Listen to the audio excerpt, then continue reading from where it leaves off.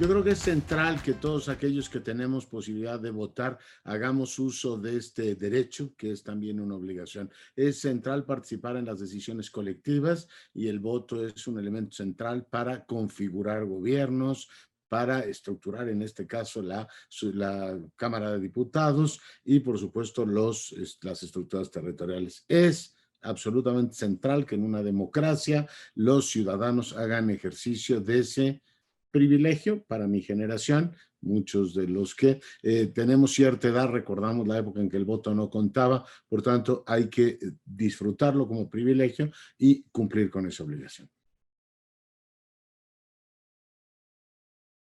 Que lean un poquito. Fíjate que leí hace poco una encuesta en España, en donde el 70% de los jóvenes no se acuerdan que hubo un golpe de Estado en 1981 de un individuo que se llamaba el coronel Tejero. Decían, ¿y quién es ese Tejero?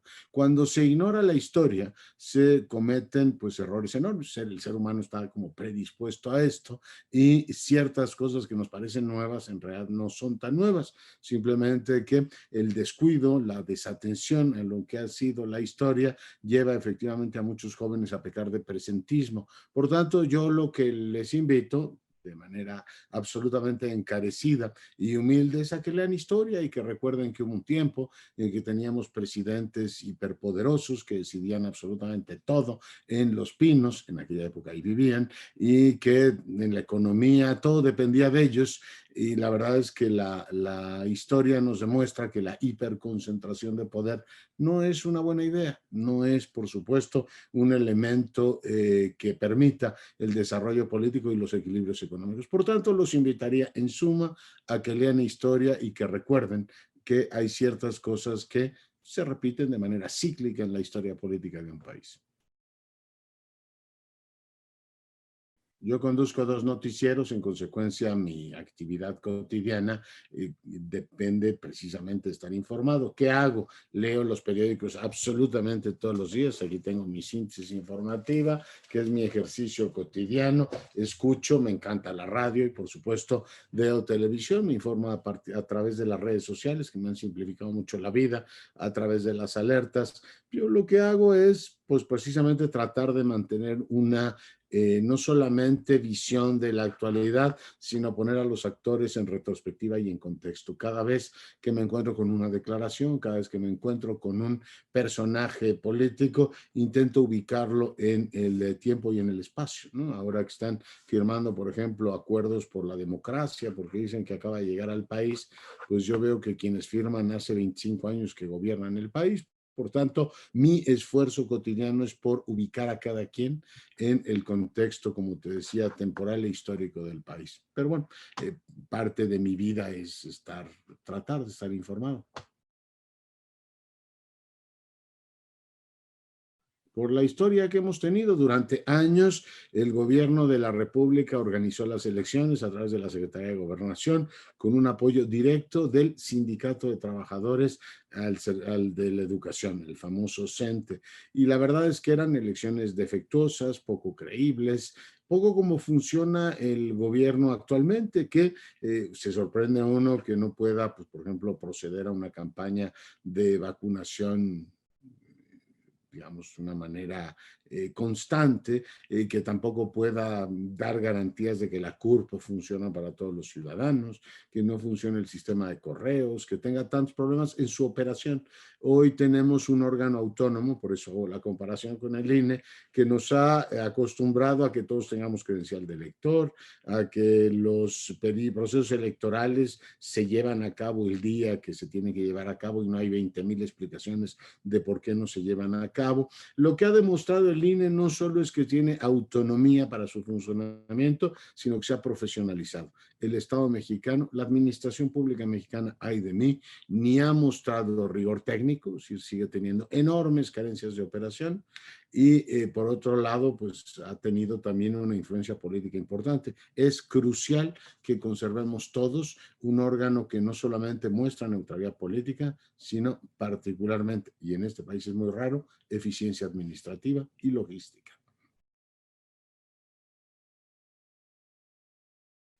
pues ¿qué les diría? Que hacen bien en no estar satisfechos. Hay mil razones para no estar satisfechos, pero es, digamos, un proceso de construcción que depende, entre otras cosas, de la calidad de los ciudadanos. No podemos pretender, digamos, una visión de ciudadanos impecables, que la democracia no está bien y nosotros tenemos todo el derecho a quejarnos. Si la democracia no está bien, obviamente, pues hay un problema de calidad de la ciudadanía, que o no se informa bien o decide lo que decide y no se hace responsable de lo que ocurre. El quejarse y el estar insatisfecho de la democracia me parece una cosa positiva, me parece una cosa importante. El tema es que los ciudadanos debemos ocuparnos, debemos cuidarnos y ocuparnos de la democracia, de darle mayor calidad, ser mucho más exigentes, pedir mucho más transparencia y acompañar la gestión del gobierno. La democracia no se limita.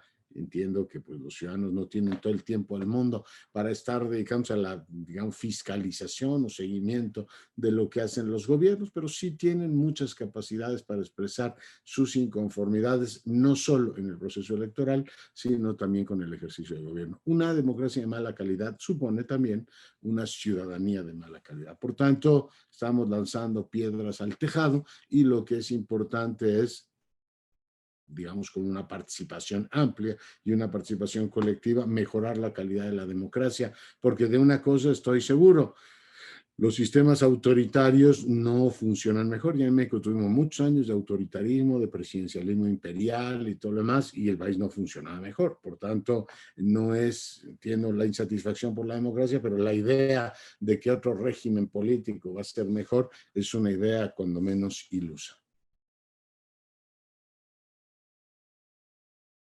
Pues yo, por ejemplo, creo que podríamos hacer mucho más eficiente el voto, digamos, de tipo electrónico, de facilitar mil maneras de votar, de tal manera que se pudiera reducir el costo de la democracia. Yo reduciría notablemente los periodos electorales, yo obligaría a todos los candidatos a tener, y cuando te digo reduciría notablemente, pondría en 2 o 3 semanas la campaña, poco más, los obligaría a tener más debates, los obligaría a tener, digamos, fuentes de financiamiento mucho más claros. Yo creo que los puntos centrales que tiene la democracia mexicana es, o la organización de los procesos electorales, es que siguen siendo muy largos, siguen siendo muy costosos, siguen siendo profundamente aburridos, siguen siendo profundamente desgastantes. Por tanto, yo corregiría por ese lado y, digamos, obligaría, digamos, a partir de la ley, el que fuesen mucho más breves y por tanto mucho menos costosos.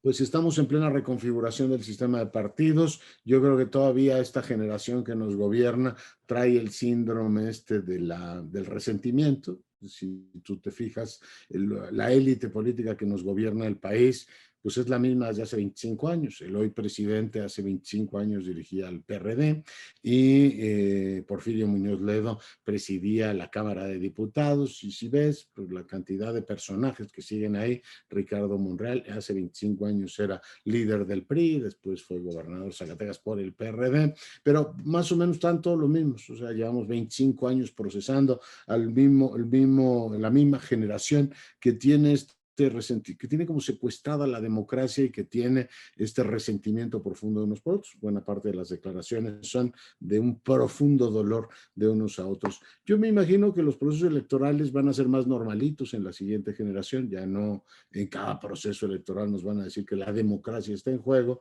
sino que van a ser ya, espero, una generación que haya mamado la democracia, déjame decirlo así, que tenga como lengua materna la democracia y no esté condicionando el proceso electoral a su triunfo. O sea, si gano yo, entonces hay proceso electoral. Este acuerdo que están firmando ahora, que tiene algo de profundamente fariseo, que es que no hay democracia en México, uno dice, bueno, entonces, ¿cómo gobiernan ustedes? Pero no me extiendo en ese asunto. Me imagino que cuando tengas demócratas de primera generación, es decir, gente que tenga como lengua materna la democracia y que no venga de la cultura del resentimiento, como la generación que todavía hoy gobierna, vamos a tener procesos mucho más normalitos. Y espero que en esa época se acepte el que sean más acotados en el tiempo y con menos recursos consumidos. Bueno, ahí sí es un trabajo, digamos, de cada cual. Yo recomiendo ampliamente que se informe uno en los sitios que tienen solvencia y que, pues, por supuesto, contrastan, que contextualizan la información. La mejor manera de determinar o decantar si una información es falsa es, pues, contextualizarla apropiadamente. Es, por supuesto, un tema relevante de todo ciudadano, no solamente en lo político, en prácticamente todo, ir seleccionando el grano de la paja, ir separando el grano de la paja y tratar de orientarse en un universo donde hay tanta desinformación como el actual. Porque es un privilegio. Luché toda mi vida como estudiante, como académico, como profesor, porque el voto contara en este país. Estoy orgulloso de pertenecer a la generación que vio cómo la división de poderes se instauraba en este país, cómo con todos sus problemas se edificaban instituciones que nos han dado los 25 años de estabilidad macroeconómica más importante que ha tenido este país, que nos ha permitido tener órganos como el INE, pero como también el INEGI y otros que son pues, órganos que funcionan en este país, nos quitan la maldición de que en este país todo es ser corrupto o todo es ser gobernado por tribus gordas que ganan efectivamente unas elecciones. Podemos construir Estado. Yo por eso lo hago, ¿sí? Una serie, The Crown, acabo de ver The Crown y me encantó. Es una película leccionadora que te habla de la vida, te habla de la política y te habla de la misión de cada cual. Toda, no, mariscos diría, en términos generales. Canción, pues elegiría alguna de Serrat, por ejemplo, elegiría Edurne, que me gusta mucho. Sí, leer. Y deporte sí, me gustaba mucho el fútbol, ahora lo juego menos, no lo juego prácticamente, pero sí, de las cosas que he disfrutado en mi vida fue jugar fútbol, ¿sí?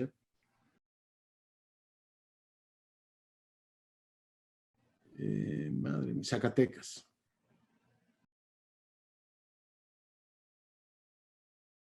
Admiro mucho como autor a Maquiavelo, porque sintetizó efectivamente la razón de Estado, aunque nunca lo nombró. Y como personaje, creo que uno de los que más efectivamente me gusta es Matías Romero, porque le tocó lidiar con todas las contradicciones del diplomático, todos los cambios de gobierno en el país y tratar de manejar la relación con los Estados Unidos en aquel momento. Me parece que fue como personaje muy inspirador. Pues, mi villano favorito es siempre un emperador que acaba las cosas que, digamos, habían empezado bien. Quizá tuviese que elegir algún emperador que me resulte villanesco, es Tiberio, porque vivió dominado por el resentimiento, por esta idea de que si lo halagabas, pues no llegabas, por supuesto, a su pecho, pero al mismo tiempo era un hombre desconfiado. Y mi héroe, pues diría que es alguien que logró efectivamente consumar una gran transformación política. Si tuviese que elegir algún político notable de esta generación, elegiría a Felipe González.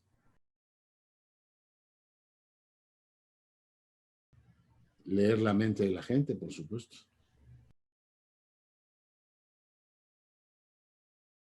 Octavio Paz, pues porque era un intelectual que movía, que generaba discusión pública desde un polo, digamos, diferente al que hoy resulta hegemónico. Y yo creo que siempre que se mueven las grandes corrientes intelectuales que se confrontan, que chocan, la gente no solamente disfruta, sino que aprende mucho. Creo que vendría de maravilla una crítica a este presidencialismo que tenemos de la pluma de Octavio Paz. Pues claramente Sor Juana Inés de la Cruz, porque era notable. Por cierto, uno de los libros que más me ha gustado en mi vida fue el de Octavio Paz de Sor Juana Inés de la Cruz, Las trampas de la fe. ¿Por qué? Pues porque fue una mujer absolutamente, digamos, excelsa en el ejercicio de su trabajo, una literata de primer orden y una mujer como muy segura de sí misma. mal, pero encerrado. Finalmente, los que trabajamos en cuestiones de información e intelectuales tenemos una enorme suerte de estar encerrados en nuestras bibliotecas. Por supuesto, pienso mil veces en lo terrible que hubiese sido sufrir esta pandemia si tuviera 30 años menos. Hoy, por supuesto, igual que decía Vasconcelos, ya cuando uno llega a cierta edad, ciertas tiranías, por las de la diversión y las de estar con la gente, incluso las cuestiones amatorias, en el sentido más amplio, se vuelven, no es que no sean importantes, pero menos tiránicas que en otra época. Cuando pienso en los jóvenes que no pueden ver a sus compañeros, a sus novias, a sus novios, etcétera, me parece algo terrible, ¿no? Imaginar eso. Por tanto, en muchos sentidos la he pasado mal, pero me siento afortunado que me haya tocado a mi edad y no siendo un estudiante de universidad. Me imagino que me hubiese subido por las paredes pensando en cuándo me tocaría ver a mis compañeros y en particular a mis compañeras. Irme de viaje, naturalmente. Sí, claro, me voy a ir a Madrid y después a Roma, naturalmente.